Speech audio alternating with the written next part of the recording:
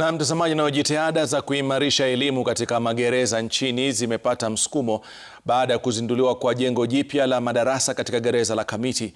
Jengo hilo lililojengwa kwa msaada wakfu wa M-Pesa linalenga kuwawezesha wafungwa kupata ujuzi na kuhakikisha wanarejea katika jamii na kujichumia riziki.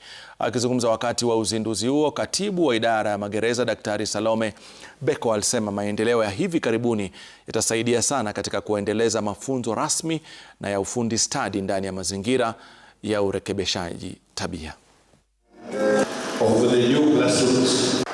And I just want to add that every skill, however small, is proof that you can learn, and we always learn. So proof that you can grow, proof that you are still writing your story, and you're not defined by how you arrived here, but defined by what you choose to do with the time and the tools that you have here and now. Serikali inaajiri wakufunzi, walimu na wale pia counselors ambao wako katika magereza yote katika Jamhuri ya Kenya kuweza kuwasaidia katika urekebishaji.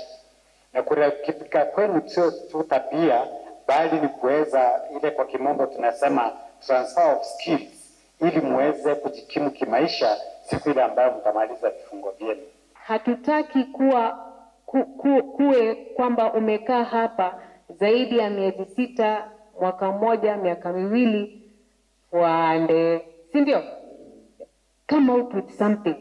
Come out with a skill. Come out with something that you will make you say, even though it is true I was incarcerated, it was worthwhile. Because nikiwa huku ndani nilirekebika na nilisoma.